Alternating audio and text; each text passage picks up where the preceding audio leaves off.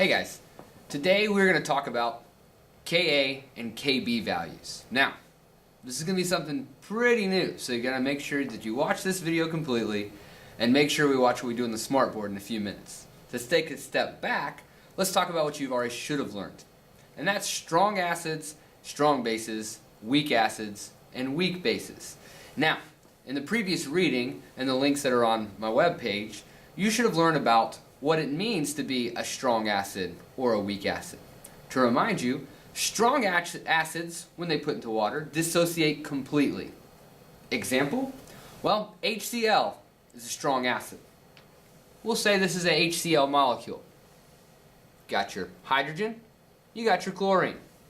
So, HCl, when you put into water, when you have a lot of these, alright, the HCl is going to break apart. And a vast majority of these will all break apart into their lovely ions.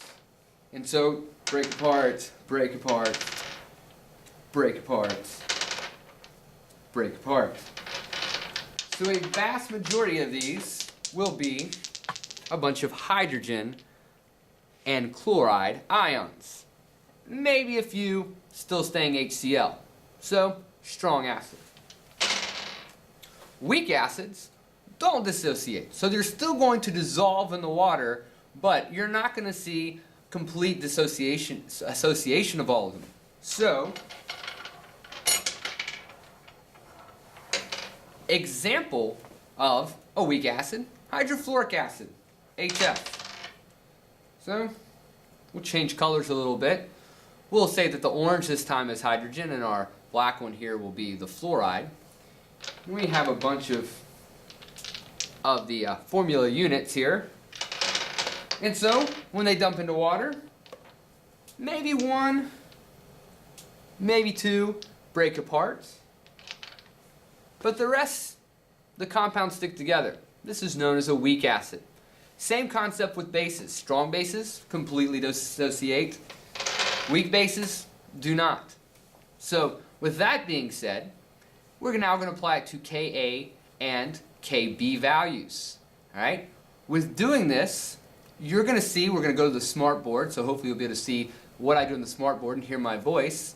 You're going to see that we're going to write Ka and Kb values for weak acids, Ka, A standing for acids, and Kb, weak bases. And I'm going to describe more in just a second.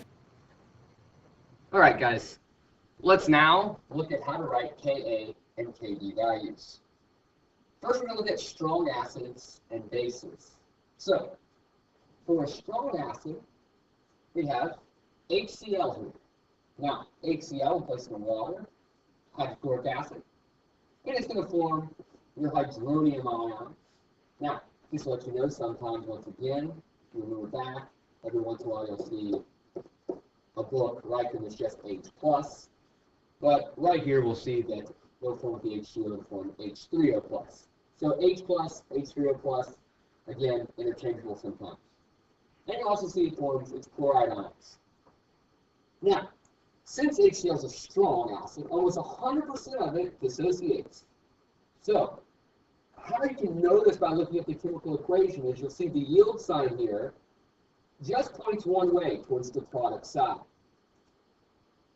Now, what this means is we're not going to write a Ka value for strong acids because the Ka value is a really, really big number. If you really want to see how or why it's a big number, you're more welcome to ask me in class and I'll show you quickly why it turns into a big number. So, the same thing is going to apply with strong bases.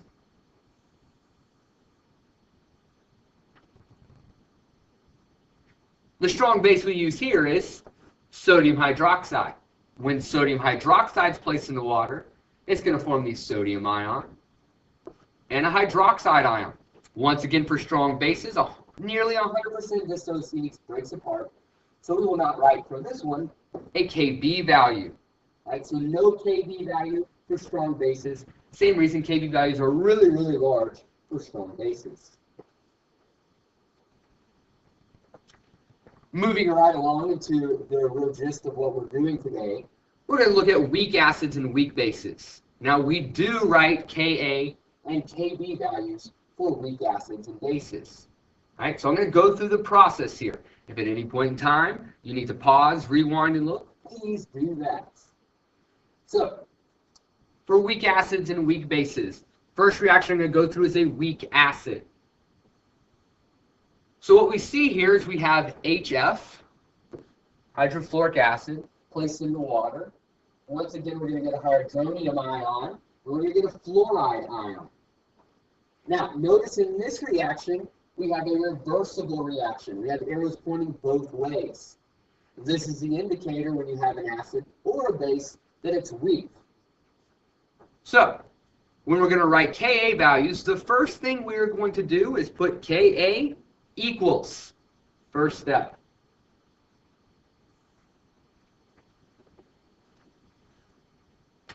Now, moving right along, we're going to write the rest of our Ka expression.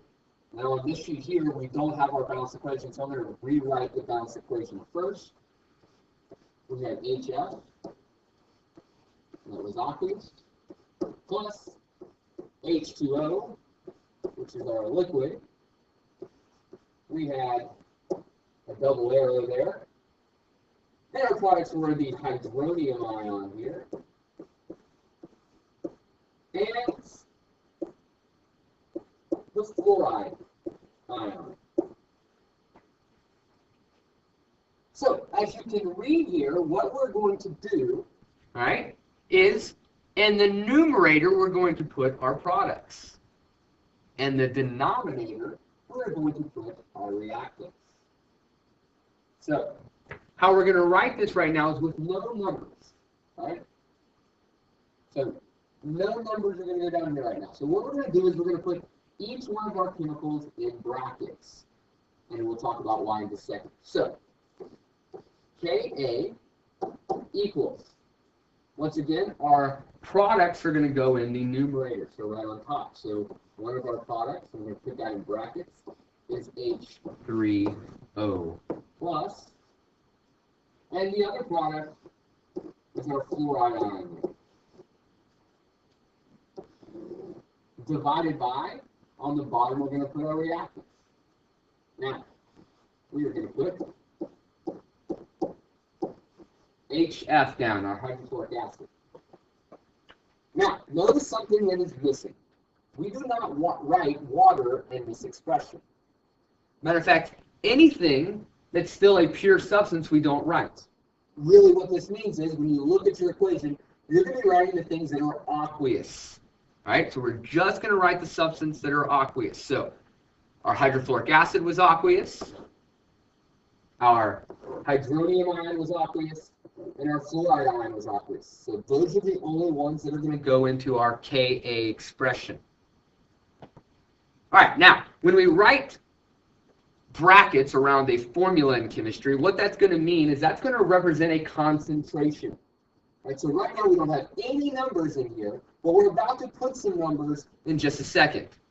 So remember, this is going to be the concentration of our different chemicals here.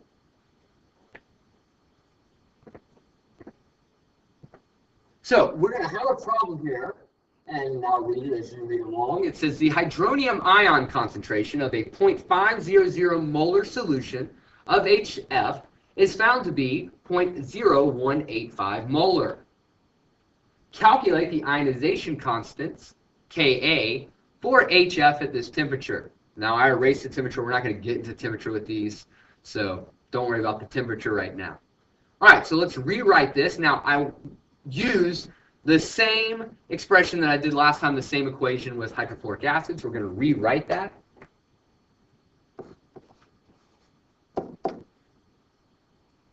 Once again, we have our product on top, and we have our reactants on bottom, and all we're writing are the aqueous ones. All right, so we have this expression. Now what we're going to do is we're going to write in our givens for this problem. So what are we given for this problem? We're given the hydronium ion concentration. We're going to be careful with this. Let's read carefully. The hydronium ion concentration of a 0.500 molar solution of HF is found to be, okay, so the hydronium ion concentration belongs to this 0.0185 molar. So we know the hydronium ion concentration. Once again, you're just going to write that in brackets. Is equal to 0.0185 molar. Now, what else were we given? Well, we're given the original concentration of our hydrofluoric acid. Right here is the original concentration. So we're going to put bracket HF is equal to 0.500 molar. All right. So right now we have our hydronium ion concentration, and we have our starting HF concentration. Now, from this, we can get a couple other things. All right? So here's what we can get. We also know our fluoride ion concentration. Here's why.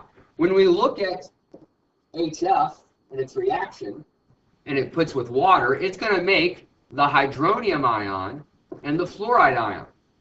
Well, every time HF breaks apart, it's going to make one hydrogen ion, and it's going to make one fluoride ion.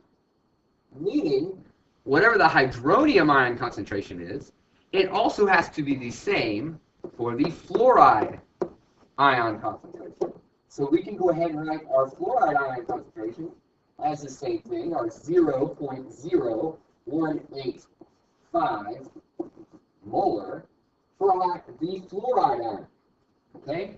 So if you missed that, rewind it real quick, play it back. All right? So we got our hydronium ion, we have our fluoride ion concentration. Now, it looks like we're ready to plug this in, but we have to be very, very careful here, because when we do Ka values, right, for our reactant, it is not the beginning, right, the starting concentration of our reactant. It's what our reactant is once it reaches something called equilibrium. Now, we'll talk about equilibrium later in the year, I promise. Right? So, what this means for this problem and how you apply it is this. What we need to do is we're going to have to take our hydrogen fluoride, or in this case it's aqueous, so hydrofluoric acid concentration, and we're going to figure out how much of it broke apart and how much of it still remains. Because remember, this is a reversible reaction. So, some of the HF is breaking apart, but a lot of it remains. Well, it's pretty simple how you do this. And here you go. To find out our hydrogen fluoride concentration, or hydrofluoric acid concentration, what we do is we take the original hydrofluoric acid concentration, and we subtract it from, well, how do we broke apart? Where do you get that from? Well, it tells us hydroniums are what are being formed. So what we do here is we're going to subtract the concentration from the hydronium ion. So hydronium ions, how much it broke apart. We're given the original amounts in concentration for hydrofluoric acid, so we're going to subtract those two numbers.